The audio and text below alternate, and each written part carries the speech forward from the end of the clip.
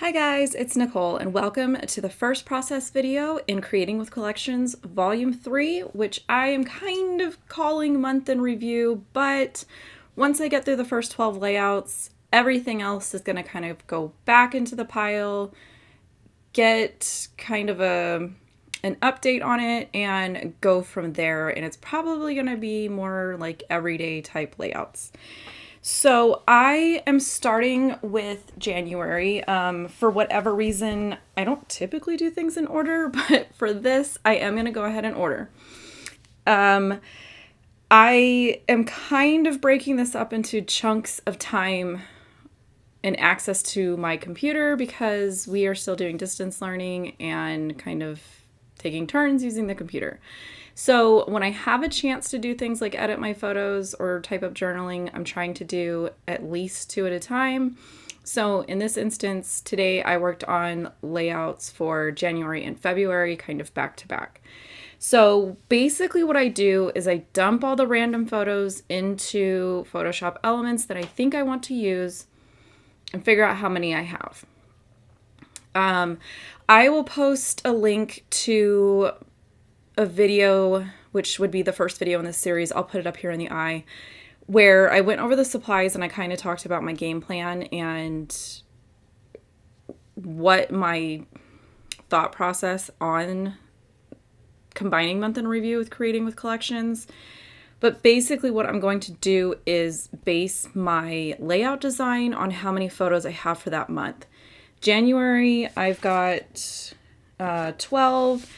February, I have 18. Anything more than that, I'm probably going to push over into a double page layout, especially because halfway through March is kind of when things start shutting down, school closes, we're bored, I'm taking more random photos on my phone, and therefore I'm probably going to have double, if not triple, the amount of photos that I normally would have during these months, because normally my kids would be at school and my phone would just be basically screenshots of scrapbooking stuff or food porn. Or food stuff.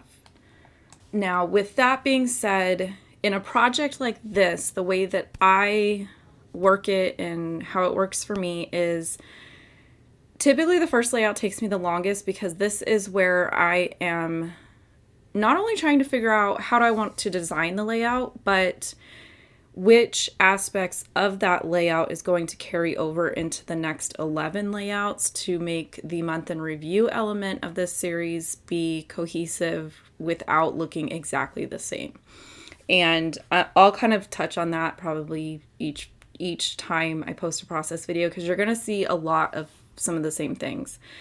So I kind of think 3 or 4 times before I cut the paper. I kind of double check everything. I refer back to the sticker sheet just to kind of figure out what is on there that I think would work specifically for month in review versus what wouldn't.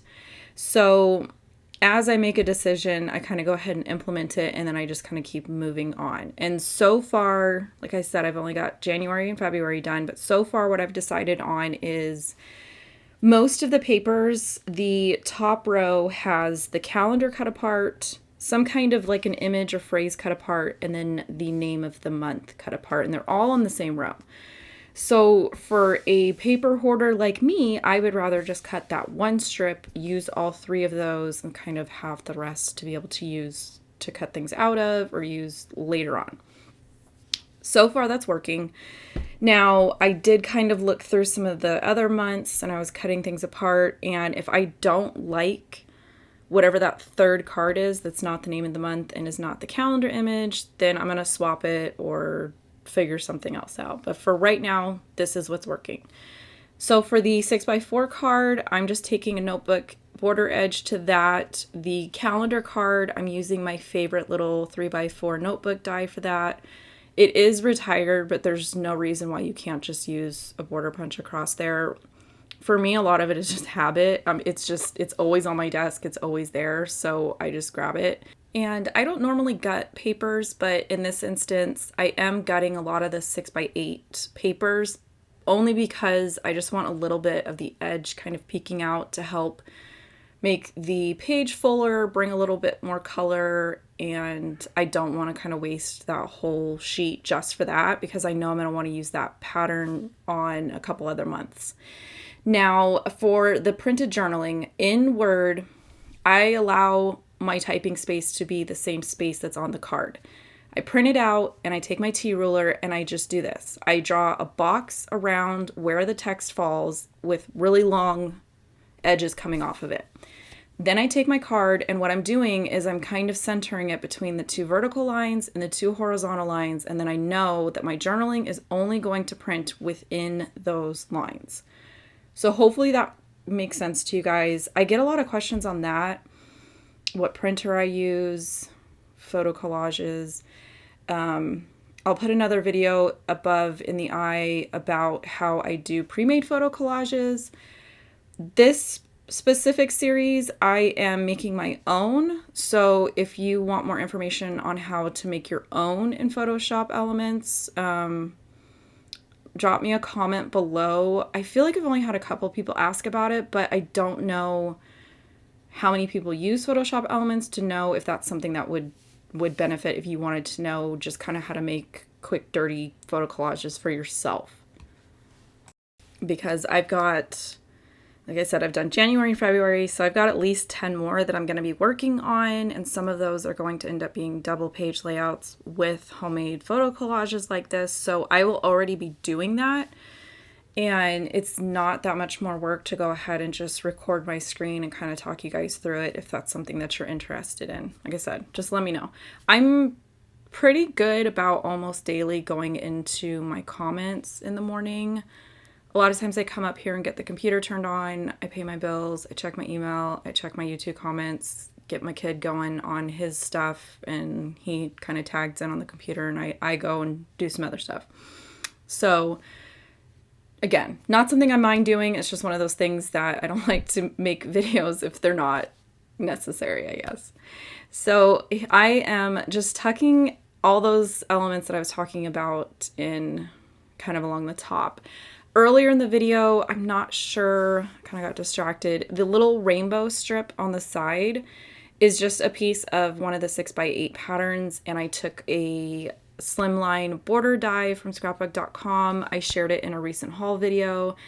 I just looked, and I think they're on sale for like half off, so I paid more than that, but so far I'm really liking them. I like the size, like they're chunky, so I feel like they work better on a layout compared to some of the other ones that I have. And for most of these, I'm kind of allowing the actual pattern paper that's designated for the month to kind of designate the color scheme for the layout. But I'm also kind of throwing in a little bit of like pops of color. So like this one, the little rainbow stripe I was drawn to, and then I am going to go ahead and bring in some other colors with like die cut hearts a little bit later. And then for the little calendar cut apart, if there is a specific day on there, like January has my daughter's birthday and my brother's birthday, so I go through and just take a heart stamp from a Carrie Bradford set and whatever inks I think coordinate, and I just kind of highlight that number on the calendar, and I'm really liking that. And then that kind of reminded me, hey, go find some other stamps and kind of bring in some more interest and use stamps. I think that a lot of times I get lazy and I forget to do the things that I enjoy. And for this series, I'm kind of trying to not force myself to use stuff I don't want to use, but remind myself to do techniques that I enjoy. And with that being said, if you watched Creating with Collections Volume 1, you know how much I love these Lawn Fawn hearts. I have 2 sets of these sitting in my cart at Simon Says Stamp, and I think I'm about to pull the trigger and order 2 more sets of these just so that I can have multiples of the tiniest sizes, because those are the ones that I like the most. And I love doing like stacking 3 just plain white ones and then a pattern paper on top. It kind of reminds me of like the Simple Stories foam stickers that they have, but to me they're just relaxing to make. This was what I was doing when I was having a hard time making a decision on what I wanted to put on the layout or what I wanted to do. So some of these clips are a little bit out of order. Like I kept stopping and cutting out hearts between some of the clips, but I just put this clip at the end for basically making sense for you guys. But I'm just keeping everything in this little like photo container. And when I either can't make a decision, or like earlier I was working on February and I really needed to be able to print my journaling before I could move on in the process, but my son was still doing his stuff on the computer, so I kind of just slid it to the side, pulled out a die cut machine and some paper and just started cutting hearts. I am paying attention to the cut aparts that I'm not drawn to, and those are what I'm cutting from first. So a lot of these are coming off of just like 3x4 cards that I would never use, or I don't like the phrase. This one right here with the cute like rainbow stripes is super cute, but the phrase on the bottom says thanks so much. So to me, I think because it's coming from the 6x8 pad, it's kind of geared towards maybe being able to use on a card. So I have no problems basically looking at this as some cheater B-side paper here. And because I'm intending it for these little hearts where I want to add like little pops of color on these layouts, this cut apart is perfect.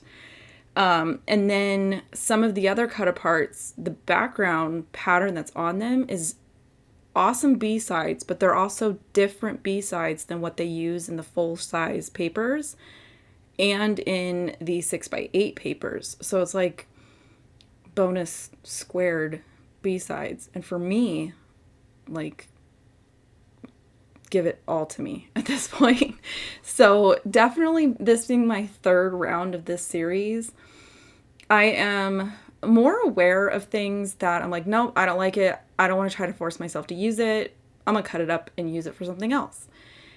So I'm kind of curious to see. This collection is a little chaotic just because it's, you know, you're trying to cram different seasonal themes and different monthly themes into one layout, which kind of makes the layouts look a little chaotic, but to me that works because these are chaotic photos. And I already forgot where I was going with that. But here's the completed layout and some up-close pictures so you guys can see some of the stamping that I added to some of the cards, the die-cut hearts that I was cutting, the printed journaling, all that kind of stuff.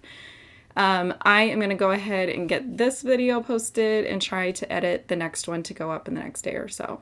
I will catch you guys later.